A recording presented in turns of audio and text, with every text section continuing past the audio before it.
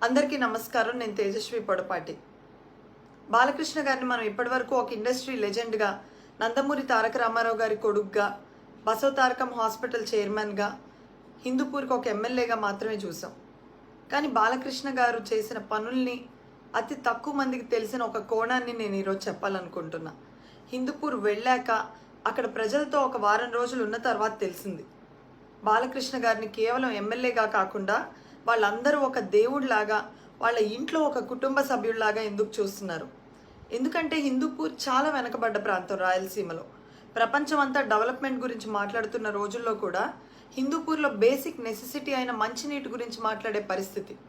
2024లో ఇప్పుడు కూడా mineral water bubble 5 రూపాయలకే దొరుకుతుంటే 2014లో అంటే 10 ఏళ్ల క్రితం వాటర్ ట్యాంకర్ నీటిని బిందె 7 రూపాయలు పెట్టుకునే పరిస్థితి ఉండేది హిందూపూర్లో. ఆ టైంలో బాలకృష్ణ గారు అక్కడ ఎమ్మెల్యే అయ్యారు. అక్కడ ప్రజలు మీకేం కావాలి అని అడిగితే మాకు మంచినీరు ఇవ్వండి చాలు అని అడిగారు. ఆ సమయంలో బాలకృష్ణ గారు ఎలాగైనా ఈ ప్రాంతానికి మంచినీళ్ళు అందించాలి అని సంకల్పించి గొల్లపల్లి రిజర్వాయర్కి 193 కోట్లు ఖర్చు పెట్టి, ఎంత కష్టమైనా ఒక పట్టువదలని విక్రమార్కుడిలాగా, ఒక భగీరథుడిలాగా ఆ ప్రాంతానికి ఎప్పటి నుంచో ఉన్న తాగునీటి సమస్యను హిందూపూర్లో తీర్చి అక్కడ ప్రజల దాహార్తిని తీర్చడమే కాకుండా హంద్రీనివా ద్వారా ప్రతి చెరువులో నీళ్లు నింపి అక్కడ రైతులు కన్నీళ్లు కూడా తుడిచిన వ్యక్తి బాలకృష్ణ గారు. ఈరోజు పక్కనే ఉన్న బెంగళూరు సైతం తాగునీటి సమస్యతో ఇబ్బంది పడుతున్నా హిందూపూర్ టౌన్లో మాత్రం ఆ ఇబ్బంది లేదు అంటే దాని వెనుక బాలకృష్ణ గారి కృషి ఎంతో ఉంది. ఇక రెండో ప్రధాన సమస్య అయిన వైద్యం కోసం హిందూపూర్లో ఉన్న గవర్నమెంట్ హాస్పిటల్ని ఒక కార్పొరేట్ హాస్పిటల్ మాదిరిగా ఇన్ఫ్రాస్ట్రక్చర్ డెవలప్ చేశారు. హిందూపూర్లో ఒక మాతా శిశు వైద్యశాలను ఏర్పాటు చేశారు. ఒక డయాలసిస్ సెంటర్ని ఏర్పాటు చేశారు. ఊరి నుంచి వచ్చి చూపించుకోలేని వృద్ధుల కోసం, వికలాంగుల కోసం తన సొంత నిధులతోటి ఎన్టీఆర్ ఆరోగ్య రథం అనే ఒక మొబైల్ హాస్పిటల్ని గ్రామానికి తిప్పుతూ అక్కడున్న ప్రైమరీ హెల్త్ కేర్ని చూసుకుంటూ వాటికయ్యే మెడిసిన్ ఖర్చును కూడా తన బాధ్యతగా తీసుకున్నారు. ఈ ఊరు బాగుండాలంటే ఇల్లు బాగుండాలి, ఇల్లు బాగుండాలంటే ఇంట్లో ఉన్న మహిళ బాగుండాలని భావించి తన తల్లి పడ్డ కష్టం ఏ తల్లికి రాకూడదని ఆలోచించి హిందూపూర్లో ఉన్న ప్రతి మహిళకి క్యాన్సర్ స్క్రీనింగ్ టెస్ట్ చేయించి వాళ్ళకు అవసరమయ్యే వైద్య సహాయాన్ని అందిస్తున్న మానవతావాది బాలకృష్ణ గారు. కరోనా సమయంలో కూడా అధికారంలో లేనప్పటికీ 2 కోట్లు తన సొంత నిధులతోటి ఖర్చు పెట్టి గవర్నమెంట్ హాస్పిటల్లో అవసరమయ్యే వెంటిలేటర్ కిట్స్, ఎక్స్రే మెషిన్స్ తెప్పించడమే కాకుండా ప్రతి గ్రామానికి, ప్రతి వార్డుకి మెడికల్ కిట్లు పంపిణీ చేయించారు. విద్యతోటే వెనుకబాటుతనం పూర్తిగా పోతుంది అని నమ్మిన బాలకృష్ణ గారు అక్కడున్న విద్యార్థులకు ఏం కావాలో కనుక్కొని వాళ్ళకి అవసరమైన కంప్యూటర్లు, LED స్క్రీన్లు, జెరాక్స్ మెషిన్లు, ప్రింటర్లు, హాస్టల్స్కి అవసరమైన సోలార్ గీజర్లు ఇవన్నీ కూడా CSR ఫండ్స్తోనే తెప్పించి విద్యార్థుల విద్యోన్నతి కోసం అండగా నిలబడ్డారు. అంతేకాకుండా అక్కడున్న యువత ఉపాధి కోసం లేపాక్షి నాలెడ్జ్ భూముల్లో, టేకులోడు సెస్ భూముల్లో ఎలాగైనా భారీ పరిశ్రమలు తెచ్చి హిందూపూర్ వెనకబాటుతనాన్ని పోగొట్టడమే కాకుండా అక్కడున్న యువతకి ఉపాధి కల్పించాలన్నది బాలకృష్ణ గారి కళ.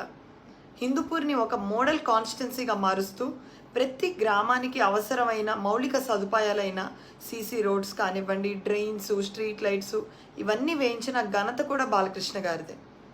లేపాక్షి ఉత్సవాల ద్వారా లేపాక్షి ఖ్యాతిని ప్రపంచ స్థాయికి చాటి చెప్తూ ఈరోజు ప్రధానమంత్రి సైతం లేపాక్షిని చూడడానికి వచ్చారంటే దాని వెనక బాలకృష్ణ గారి కృషి ఎంతో ఉంది.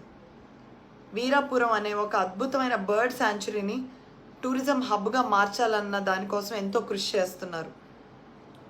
2 రూపాయలకే కిలో బియ్యం అందించి అన్న నందమూరి తారక రామారావు గారు ప్రతి ఇంట్లో ఒక పెద్ద కొడుకు స్థానంలో నిలిస్తే ఈరోజు హిందూపూర్కి అనేక అవసరాల కోసం వచ్చే ప్రతి పేదవాడి కడుపు నింపాలన్న ఆలోచనతో 2 రూపాయలకే అన్నా క్యాంటీన్ భోజనాన్ని అందుబాటులోకి తెచ్చి కుటుంబంలో ఒక పెద్ద కొడుకులాగా బాలకృష్ణ గారు మారారు.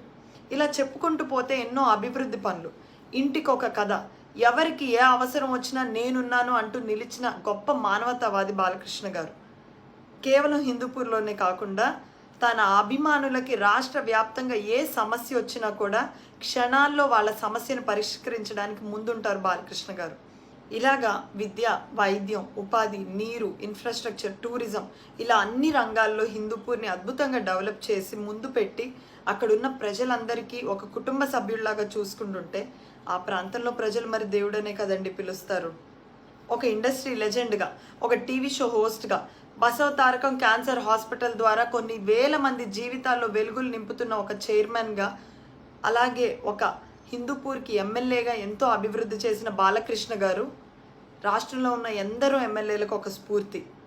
మీడియా వాళ్ళు ఆయన మీద ఉన్న ట్రోల్స్ని కాదండి, ఆయన చేసిన మంచిని, ఇలాంటి ఒక గొప్ప వ్యక్తిత్వాన్ని ప్రపంచానికి పరిచయం చేయండి. రాష్ట్రంలో ఎంతో మందికి స్ఫూర్తిగా నిలుస్తారు. బాలకృష్ణ గారు హిందూపూర్కి దొరకడం నిజంగా హిందూపూర్ చేసుకున్న అదృష్టం.